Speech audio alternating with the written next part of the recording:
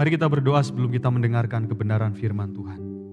Terima kasih Bapa buat anugerah-Mu, terima kasih untuk pagi hari ini kami boleh memuji dan memuliakan nama Tuhan. Pujian yang indah yang boleh mengingatkan kami akan pemeliharaan Tuhan yang sempurna di dalam kehidupan kami. Kami tidak perlu takut karena Engkau beserta dengan kami. Kami bersyukur buat anugerah Tuhan, sementara kami akan mendengar kebenaran firman-Mu. Engkau urapi hamba-Mu yang tidak ada apa-apanya ini. Kiranya urapan yang baru dari ujung kepala sampai ujung kaki boleh menyertai hamba-Mu. Kami siap mendengar firman Tuhan. Siapa yang mendengar firman Tuhan akan diberkati oleh Engkau sendiri. Terima kasih Bapa, di dalam nama Tuhan Yesus kami berdoa dan mengucap syukur. Haleluya. Amin. Puji nama Tuhan. Shalom saudara. Apa kabarnya? Ya, puji nama Tuhan. Saudara yang dikasihi Tuhan, pada hari ini tema firman Tuhan saya berikan judul Melihat yang Tidak Tampak. Melihat yang tidak tampak. Ayat mas kita di dalam 1 Petrus 5 ayat yang ke-7 saya akan bacakan, demikian firman Tuhan. Serahkanlah segala kekhawatiranmu kepadanya, sebab ia yang memelihara kamu. Saudara, secara umum kita memahami sesuatu yang nyata ada, tidak selalu harus dapat ditangkap oleh indera kita. Betul saudara? Kita percaya, kita tahu ada angin, kita setiap hari hirup angin. Ada oksigen yang masuk dalam tubuh kita. Tetapi pertanyaannya, apakah kita bisa lihat angin? Enggak bisa dilihat, tetapi angin itu ada. Demikian halnya dengan setan, saudara. Kita percaya ada setan. Siapa yang pernah lihat setan di sini? Setan itu roh, enggak bisa dilihat. Tetapi kita percaya setan itu ada. Sekalipun indera kita tidak dapat menangkapnya. Demikian juga dengan Allah yang adalah pencipta kita. Allah itu roh. Sehingga indera kita, mata kita atau tangan kita nggak bisa menyentuh dia, nggak bisa melihat dia. Tetapi kita percaya bahwa Allah itu nyata ada. Sesuatu yang nyata ada tidak selalu harus dapat ditangkap oleh indera kita. Saudara yang dikasihi Tuhan, di dalam Kolose 1 ayat yang ke-16, firman Tuhan berkata, karena di dalam dialah telah diciptakan segala sesuatu yang ada di sorga dan yang ada di bumi. Perhatikan yang kelihatan dan yang tidak kelihatan. Artinya yang tidak kelihatan itu ada. Diciptakan oleh Allah, baik singgasana maupun kerajaan, baik pemerintahan maupun penguasa. Segala sesuatu diciptakan oleh Dia dan untuk Dia. Saudara perhatikan, Alkitab menyatakan ada dua keberadaan, dua kenyataan, dua realitas atau dua dunia. Yang pertama yang kelihatan oleh indera kita, tetapi dunia yang tidak kelihatan itu juga ada. Yang tampak dan yang tidak tampak. Tetapi saya mau katakan, kita semua harus menyadari dan memperhatikan bahwa dunia atau kenyataan yang tidak kelihatan seringkali jauh lebih nyata dari dunia yang kelihatan oleh indera kita. Saya bacakan di dalam Ibrani 11 ayat yang ketiga, versi BIMK, saudara, saya rasa lebih sederhana untuk kita bisa mengerti. Dikatakan demikian, karena beriman maka kita mengerti bahwa alam ini diciptakan oleh sabda Allah. Jadi apa yang dapat dilihat terjadi dari apa yang tidak dapat dilihat. Dalam versi bahasa Inggris terjemahan bebas dikatakan demikian. Karena iman kita mengerti bahwa alam semesta diatur atas perintah Allah. Sehingga yang kelihatan bermula dari yang tidak kelihatan. Ketika saya merenungkan ini, saya membuat sebuah kesimpulan bahwa yang kelihatan adalah terbatas. Tetapi yang tidak kelihatan itu tidak terbatas. Kenapa saudara? Karena yang kelihatan berasal dari yang tidak kelihatan. Sehingga dapat dikatakan yang tidak kelihatan itu adalah sumber dari yang kelihatan. Saudara yang dikasihi Tuhan, saya ingin saudara perhatikan, saya ingin membuat sebuah ilustrasi di sini. Saudara bisa melihat tisu ini saudara? Tisu ini terbatas enggak saudara? Terbatas kelihatan dan terbatas. Tetapi saya mau katakan, saya coba masukkan ke dalam tangan saya mau katakan bahwa sesuatu yang tidak kelihatan itu tidak terbatas. Yang tidak kelihatan adalah sumber dari yang kelihatan, saudara. Mari kita melihat apakah betul sumbernya tidak kelihatan, saudara. Saudara, semakin banyak, saudara. Apa yang tidak kelihatan adalah sumber dari yang kelihatan. Siapa yang mau menambang ini, saudara? Makin banyak saja, saudara. Ingat bahwa sesuatu yang tidak kelihatan adalah sumber dari yang kelihatan.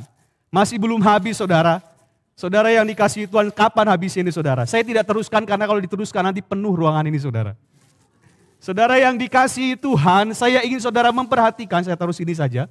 Bahwa yang tidak kelihatan adalah sumber dari yang kelihatan.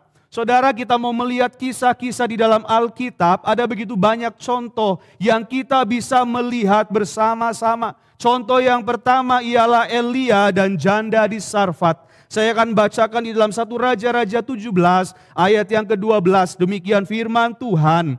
Perempuan itu menjawab, demi Tuhan Allahmu yang hidup, sesungguhnya tidak ada roti padaku sedikit pun, kecuali segenggam tepung dalam tempayan dan sedikit minyak dalam buli-buli. Dan sekarang aku dapat mengumpulkan 2-3 potong kayu api. Kemudian aku mau pulang dan mengolahnya bagiku dan bagi anakku.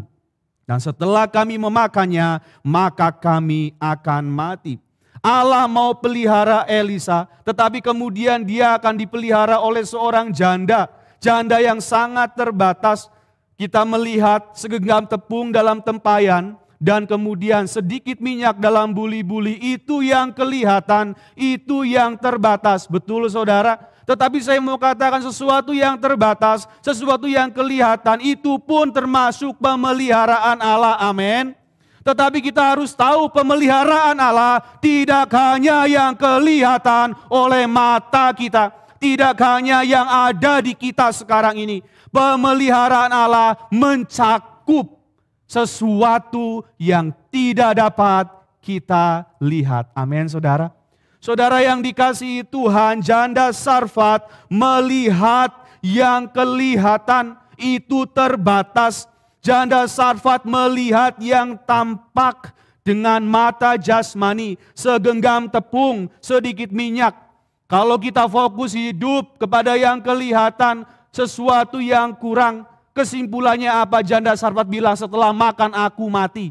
Saudara yang dikasihi Tuhan, tetapi perhatikan cara Elia, bukan Elisa, maaf. Elia melihat, Elia tidak melihat yang kelihatan. Elia melihat yang tidak kelihatan. Amin, saudara.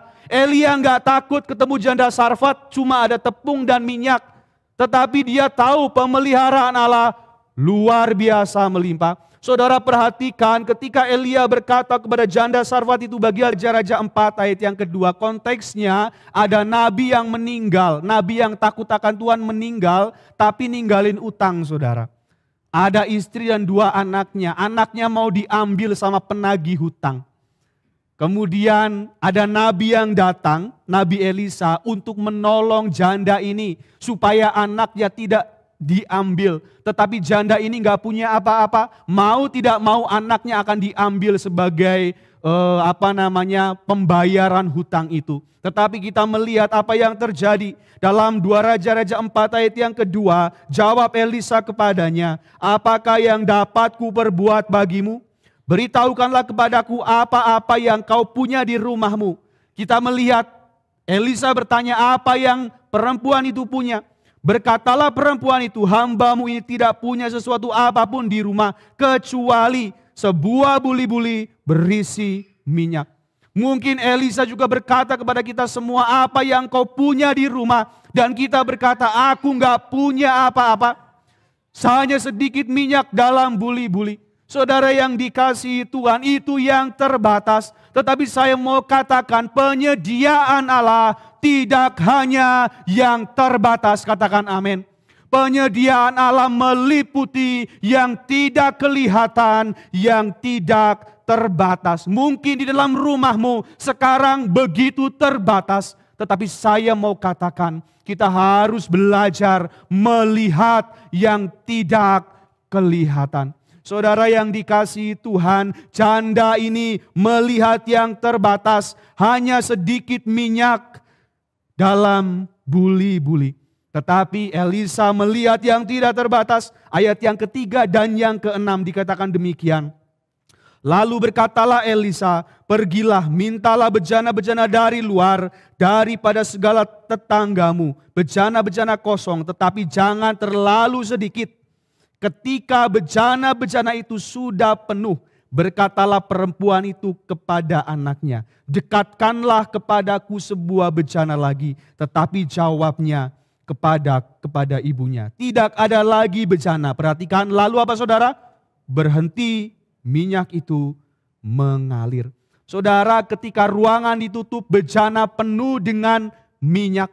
Saudara, kita lihat Elisa melihat yang tidak kelihatan, yang tidak terbatas. Penyediaan Allah yang tidak terbatas. Saya mau katakan, jangan kehidupan kita dibatasi oleh mata jasmani. Saudara, ketika kita fokus kepada hal-hal yang kelihatan, itu akan membatasi sesuatu yang tidak kelihatan yang Tuhan akan berikan kepada kita. Oleh sebabnya hidup kita khawatir, saudara. Kenapa? Karena kita melihat sesuatu yang terbatas. Ketika kita membatasi berkat Tuhan hanya kepada sesuatu yang terbatas yang kita lihat, kita tidak akan pernah dapat melihat penyediaan Allah yang tidak terbatas. Saudara yang dikasihi Tuhan, melalui ketiga kisah ini kita dapat melihat yang tidak tampak jauh lebih nyata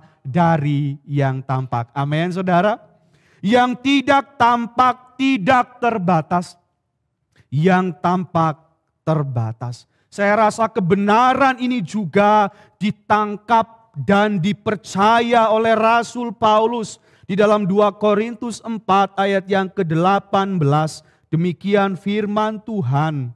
Sebab kami tidak memperhatikan yang kelihatan, melainkan yang tak kelihatan. Karena yang kelihatan adalah sementara, sedangkan yang tak kelihatan adalah kekal. Saudara, kita mengetahui Paulus menjadi pemberita Injil, ada begitu banyak penderitaan, aniaya yang dia alami karena Kristus. Namun kemudian Paulus berkata, sekalipun dia menderita, kami tidak tawar hati. Sekalipun menderita, tetapi tidak hancur. Sekalipun ditindas, tetapi tidak pernah terjepit. Sekalipun kehabisan akal, tetapi tidak pernah sampai bunuh diri atau putus asa.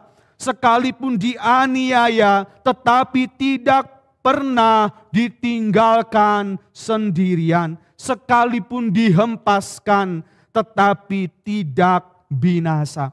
Ketika saya merenungkan dalam semua penderitaan yang Paulus alami, saya tidak menemukan sedikit pun kekhawatiran di sana.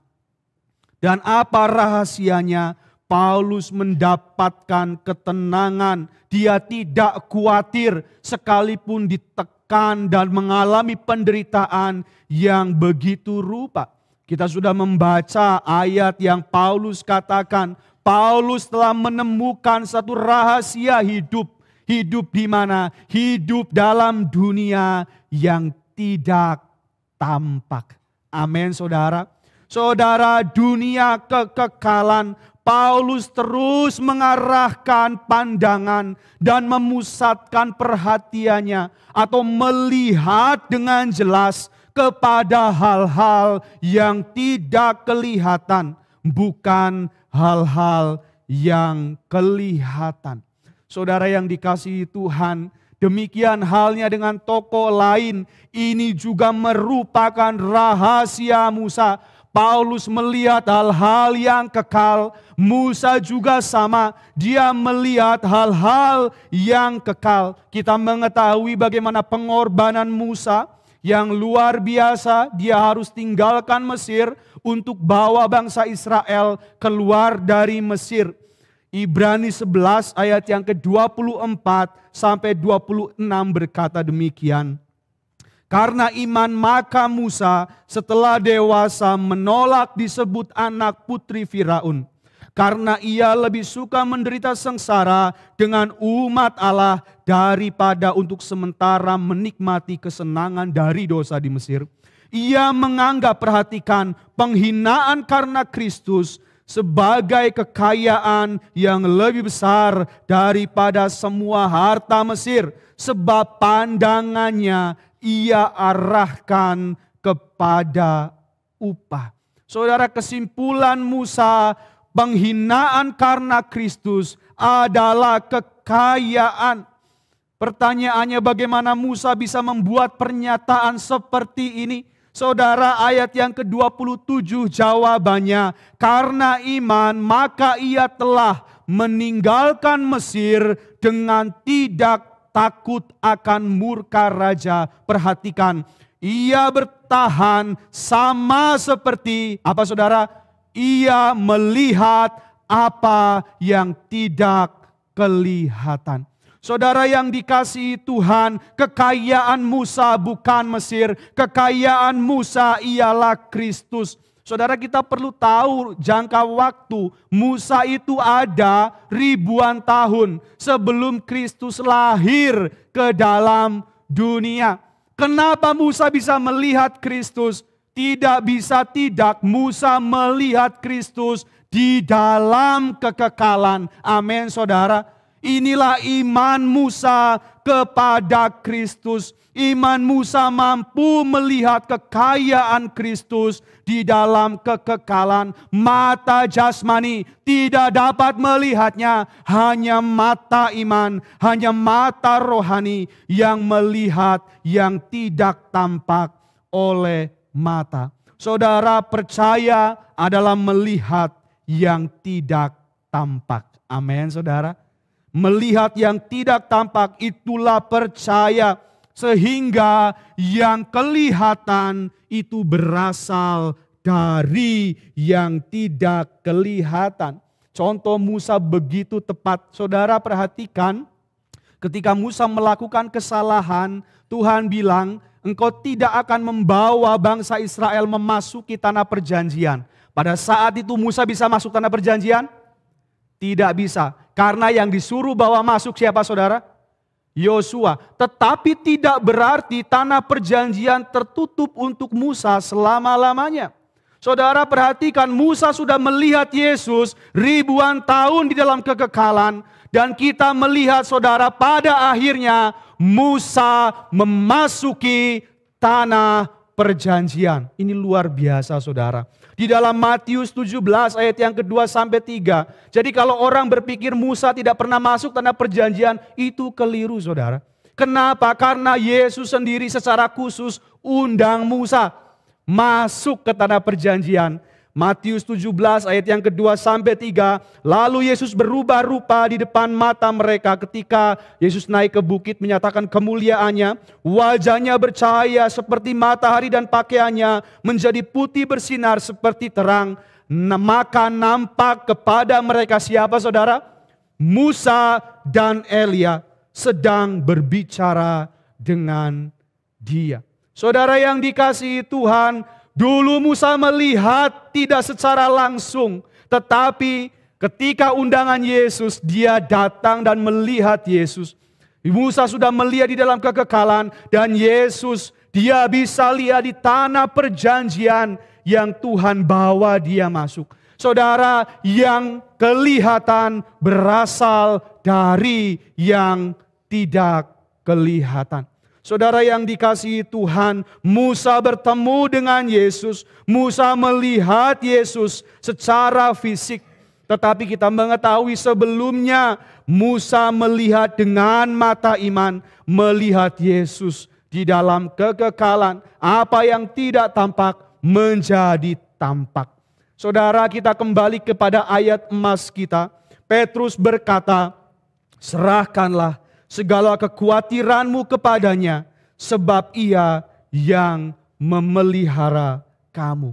Saya ingin bertanya kepada kita semua, kira-kira apa sumber utama kekhawatiran? Kalau kekhawatiran sumbernya banyak saudara. Tapi kalau saya bertanya sumber utama kekhawatiran, kira-kira apa saudara? Ini orang percaya masih banyak khawatir, jadi harus tahu sumber utama kekhawatiran itu apa.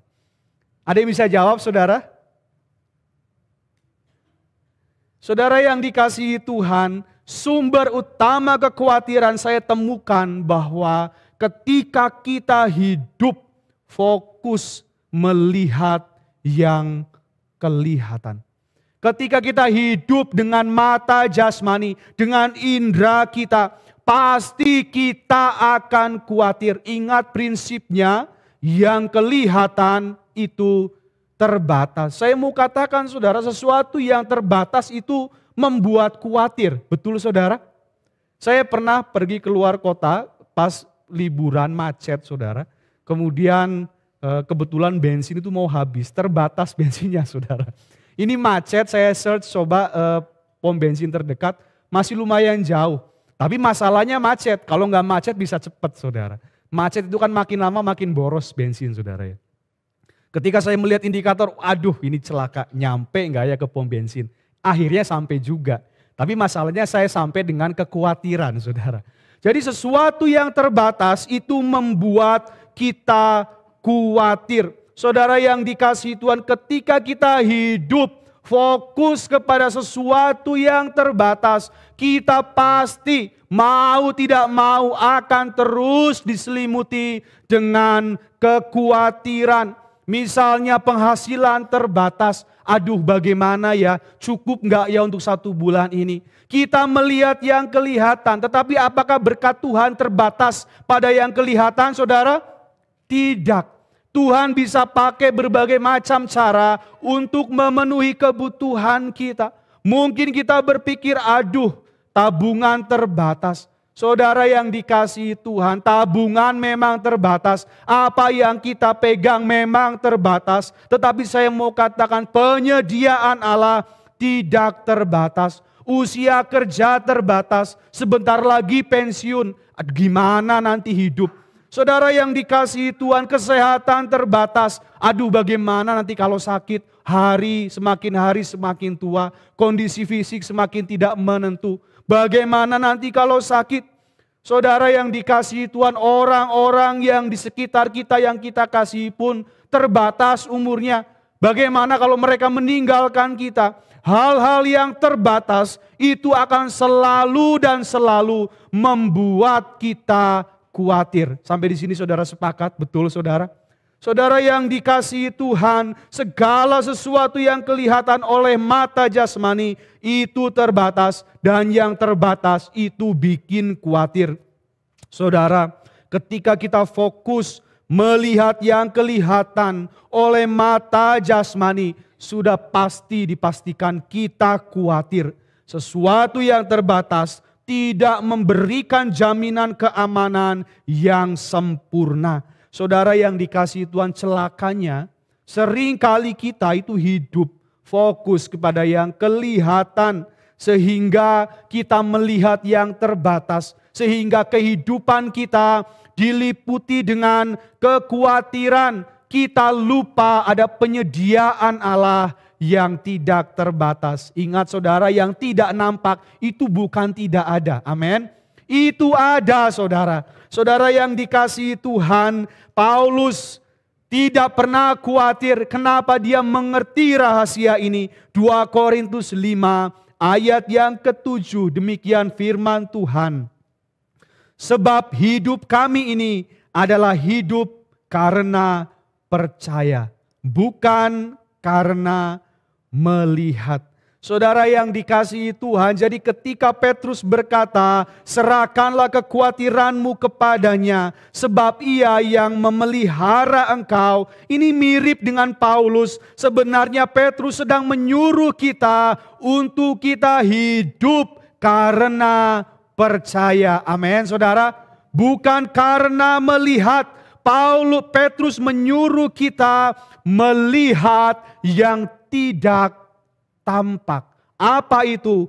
Penyediaan Allah yang tidak terbatas bagi kehidupan kita. Bukankah Dia adalah Jehovah Jireh? Amin saudara. Dia Allah yang menyediakan. Dia menyediakan yang terbatas oleh mata kita, tetapi dia juga menyediakan yang tidak kelihatan oleh mata kita. Allah akan memenuhi kebutuhan kita menurut kekayaan dan kemuliaannya dalam Kristus Yesus. Filipi 4 ayat yang ke-19, Allahku akan memenuhi segala keperluanmu menurut kekayaan dan kemuliaannya dalam Kristus Yesus. Ingat, kekayaan Kristus bukan cuma yang tampak, yang kita ada, yang kita pegang sekarang. Tetapi yang tidak tampak pun itu termasuk di dalam kekayaan Kristus untuk memelihara kehidupan kita. Saudara, saya mau katakan bahwa kekayaan Kristus tersedia di bumi dan di sorga. Amin, saudara. Yang kelihatan dan yang tidak kelihatan, yang terbatas dan yang tidak terbatas, itu termasuk di dalam penyediaan Allah. Jadi jangan fokus kepada yang terbatas saja. Yang tidak terbatas kita harus mempercayai hal itu. Kekayaan Kristus di bumi memang kelihatan dan terbatas. Namun yang di sorga itulah yang tidak kelihatan dan tidak terbatas. Sehingga saya mau katakan pada hari ini, agar mengalami penyediaan Allah yang tidak terbatas, kita harus mampu melihat dunia yang tidak kelihatan. Amin, saudara. Kita harus bisa melihat dunia yang tidak kelihatan. Saudara, kita mengetahui manusia punya berapa indera, saudara? Ada 5 indera. Saya bacakan saja, takut saya lupa, saudara. Ada mata untuk melihat, ada telinga untuk mendengar, hidung untuk mencium atau mengendus, saudara. Lidah untuk mengecap dan kulit untuk menyentuh. Semua indera itu adalah hal-hal yang dipakai untuk mengakses sesuatu yang kelihatan. Tetapi saudara, untuk melihat yang tidak tampak, kita perlu punya satu indera lagi, saudara. Kalau dari urutannya saya sebut saja indera ke-6. Siapa yang mau punya indera ke-6, saudara? Saudara yang dikasihi Tuhan, indera ke-6 ini adalah indera yang dianugerahkan oleh Allah, indera yang diberikan oleh Allah, dan indera ke-6 itu ialah iman. Katakan sama-sama iman. Saudara yang dikasihi Tuhan, untuk melihat yang tidak tampak, kita perlu indera ke-6. Ini urutannya saja, saudara, karena kita sudah punya 5. Jadi yang ke-6 saya sebut indera ke-6. Artinya apa? Indera ke-6 itu ialah iman. Iman adalah indera yang memungkinkan orang percaya masuk dan bergerak kepada dunia yang tidak kelihatan. Iman adalah penglihatan, percaya adalah melihat yang tidak tampak.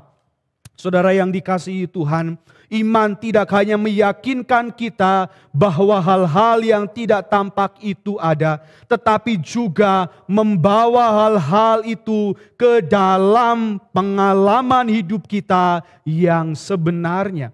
Oleh sebab itu di dalam Ibrani 11 ayat yang ke-1, didefinisikan iman demikian. Iman adalah dasar dari segala sesuatu yang kita harapkan dan bukti. Bukti itu sudah ada belum, saudara? Sudah. Dari apa yang tidak kita lihat. Sesuatu yang tidak kelihatan, ingat, sumber dari yang kelihatan. Saudara, satu kisah terakhir tentang seorang pelayan Elisa yang penakut, yang dikuasai oleh kekhawatiran. Suatu pagi ketika sedang menyiapkan sarapan untuk Elisa, pelayan atau hamba Elisa ini melihat dari jendela ada segerombolan tentara Aram yang sedang mengepung mereka. Kemudian hamba Elisa ini berkata, "Celaka tuanku, apa yang harus kita perbuat?" Dia begitu ketakutan karena tentara Aram jelas sedang mengepung mereka dengan matanya. Dia melihat mereka banyak, sedangkan Elisa dan hambanya cuma berdua. Tetapi Nabi Elisa dengan tenang menjawab, "Jangan takut sebab lebih banyak yang menyertai kita daripada yang menyertai mereka." Mungkin hamba Elisa ini bingung, ini tuanku Elisa gila atau gimana? Jelas-jelas kita cuma berdua. Tentara Aram kelihatan oleh mata banyak tuh sedang mengepung. Kita nggak ada siapa-siapa, cuma berdua. Tapi Elisa bilang, jangan, yang ada bersama kita jauh lebih banyak. Saudara yang dikasihi Tuhan, tetapi kemudian Elisa mau mengatakan bahwa, ya kamu nggak lihat, tetapi aku melihat yang nggak kamu lihat.